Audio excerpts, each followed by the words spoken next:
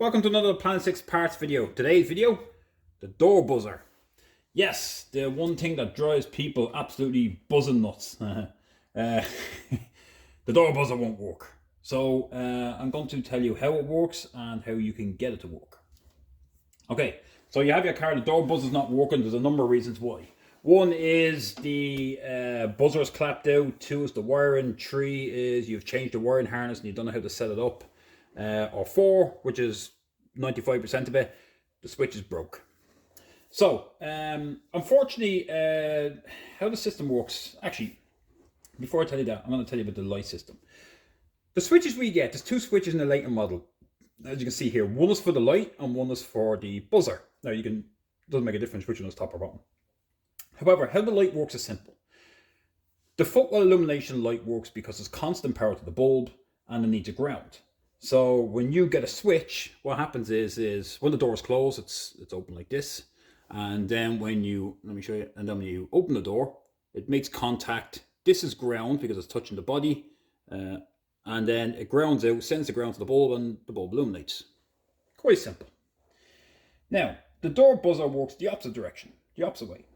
You have a power that comes in and goes back, and the buzzer is grounded. So, how do you make it work? There's two ways of making your door buzzer work. Number one, the best way to fix it is to reverse the system. When I say reverse the system is, the door buzzer works off a black with an orange tracer and a black with a green tracer. So it comes through the black, and when you open the door, the two of these connect, sends it through the black, green, pops out to the end of the buzzer is grounded, the buzzer goes off. That's how it works. Simple as that. However, the problem now is that these switches you buy, which is pretty much the ones you get in the market now, are crap. They do not work for the buzzer. You have to get a twin spade one that when you close it, it has to touch off themselves. However, you may be able to get one, which I'm sure places do it, but I don't know how much they are. So, how can we fix it without really spending any money? Well, I'm going to show you the first and foremost way of fixing it. First of all, we're going to avoid using the black and orange cable. You're going to reverse the system. So what you do is you take the buzzer. The buzzer should be somewhere about here in your car. Little small canister sits here. This is a new wiring harness, and the wire I have in my hand, although it's hard to see because I'm a fair bit away, is the black with the green tracer because it has a bullet connector. And I'll prove that because here's my tester. I'm going to take the black with the green tracer that comes to the door. I'm going to touch it off this one. Here we go. That's that wire there. So, how can we use that? Well, if you want to use this single switch, what you can do is you're going to take a constant power from somewhere. So find something that has a constant power. You have a number of things. One is the switch that's usually down the gearbox has it here. You can have anything, well, I think it's the brown one. Find a constant power. You're going to tap into that and run it down to the buzzer. Make sure the buzzer's not still grounded. And what you're going to do is this now is going to become the ground wire. So when you get this, you're going to basically put positive to it, take the ground strap off, and then you're going to run this one. So you'll now connect this one to the spade, connect this one on, connect this to the buzzer, and now you have constant power. And as soon as the door opens and the ground's out, the buzzer works. There you go. Simple. That's how you fix the system. As simple as that. What if though you want to use the same wiring? You don't want to have this wire just lingering in there and you actually want to use the wiring harness to do it the same way. Can we make this switch work by using the wires without cutting, chopping, or if you don't want to tap into another wire? Yes, we can. And I'm going to show you how to do that. Like I said, this works in the ground system. So this switch here is ground. It's basically grounded because it's touching the body, and when you touch off this, it grounds out. So the way to solve this problem is that we have to stop this from grounding out. So how are we going to do that? Even though it's only a single spade, we're going to use this as a spade and that's a spade. So when it closes, it makes contact and there we go. It completes the circuit. We have to stop this from grounding. Now the first thing people will think, oh, cut the bottom of it. Yeah, but then it floats on its own, doesn't go anywhere. You could do that, but it's not going to be great. We're not going to do it that way. We're going to do it a different way. What we're going to do is we are going to get a nut. So basically what I have here is I have a small little screw nut that you put a nut on, it's a screw style, And what I've put on this is I put on a heat shrink, and I happen to have packets of little O-rings. This is a tiny one that have tiny ones in it. That's what I've used. So here's the thing. If you have the heat shrink, great. That's what I used. I cut a piece of heat shrink, place it over it, and I had a long one to show you for illustration. And of course, as soon as you put anything down, it disappears. What I've done is, if you see, is I've left the bottom of it. I've left the bottom of it where I can put the threads on. The reason why is it has to be able to thread and shrink in it, but you have to be able to get some threads onto it.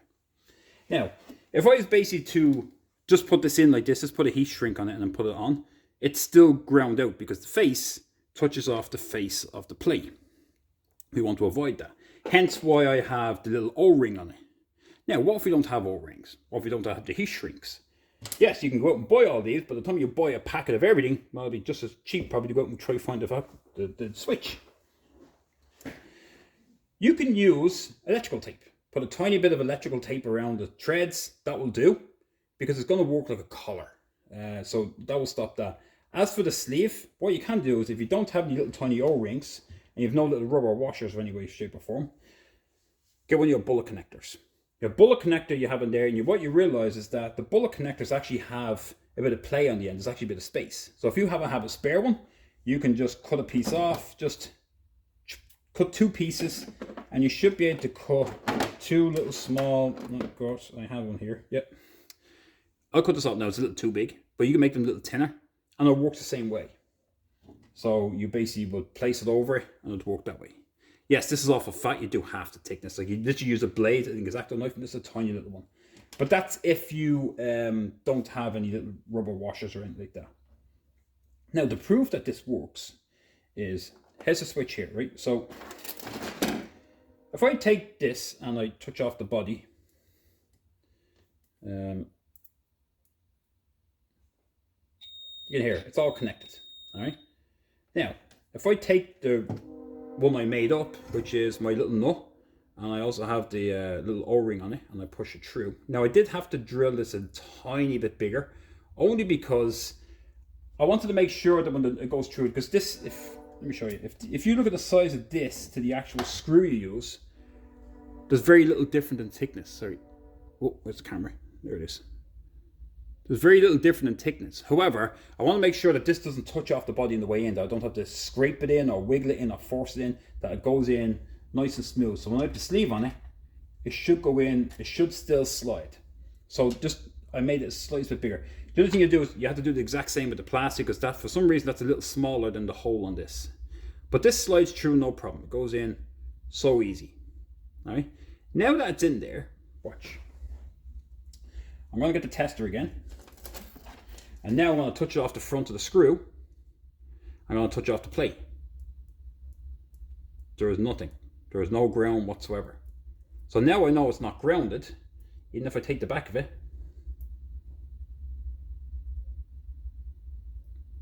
Nothing. Let's see if I touch it. Sorry, I'm over here with it. Sorry. So, nothing. Off the front. Nothing. Hold it to the plate. Obviously, there's connection. So now I know that this now is separated, especially because it has a black thing on the back of it. So now I know it's not connected. Now I can actually just put this on. I know it works. It will work. And what I've done is, in order to use it, I had another one. Of course, I don't know where it's gone at this stage, because everything keeps moving for some reason. You put something down. How many times does that happen? You put something down and it just comes apart. At the back of this is a little screw. It's a little Phillips screw. You unscrew that. I have one taken apart here. The screw has a little tiny lock washer on it. Once you take that off, basically you will pop out the plastic and you'll pop out the spring. So here's the piece that runs through it, and here's the spring. So in a nutshell, to get it back in, you'd hold it, put the spring on, condense the spring, and push it through. All right? There we go. The plate at the back, this one, this is the one that sits on it. Now you can see it's grooved. There's like a pushed in side, and this is this side. This side is what sticks out because it has to sit in. It has to sit in that groove. So it sits in, and once it's in, you get your screw and you put the screw back in, and that's it. That's how it comes apart. Now for what I've done with my one is that when I took it apart, I basically just shaved it down. So hopefully you can see, but I basically just grinded the edge off. Now if I could do it without taking it apart, great, but I found it easier because I didn't want to wreck anything else. And then that allowed me to get the spade on, because the original connection, this here, the original side of it, it's not, the spade connector's not going to fit on that, it's too fat. So now I have this done, now I know it works. So all I have to do here, let's move the camera again, is I'm going to take these two wires, and now I just have to connect them on. I can put them on any order, it doesn't have to be a set order. The only thing I do have to do is make sure I remove the plastic cover. Now this is a brand new wiring harness, so I'll make sure to remove the plastic cover, otherwise if it was on it, the plastic covers a bump and they'd never make contact. So I have to make sure they're off, so when the door is closed, they're open. When they're closed, it now connects. So that's what has to be done. Once that's done, I can basically put it back in, and what I'll do is I have another little O-ring. I'm going to put it at the back just to be sure.